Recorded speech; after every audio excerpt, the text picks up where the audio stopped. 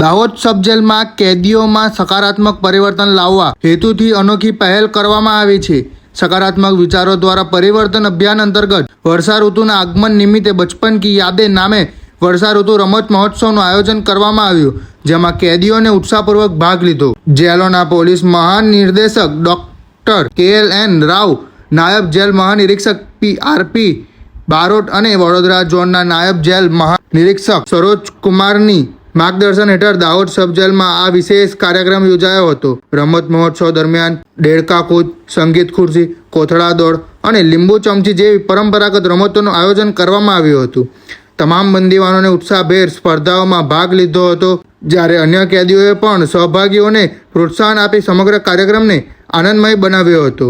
Jail અધિક્ષક ML ગમારાએ જણાવ્યું કે ગ્રામીણ વિસ્તારોમાં વર્ષા ઋતુ દરમિયાન રમાતી પરંપરાગત રમતોના માધ્યમથી કેદીઓમાં સકારાત્મકતા, સહભાગિતા અને આનંદની ભાવના વિકસે તે માટે આ આયોજન કરવામાં આવ્યું હતું। દાહોદ સબ જેલમાં મોટાભાગના કેદીઓ ગ્રામીણ વિસ્તારના અને યુવા વયના હોવાથી આ કાર્યક્રમ તેમના બાળપણની યાદો તાજી કરાવવા પણ મદદરૂપ બન્યો।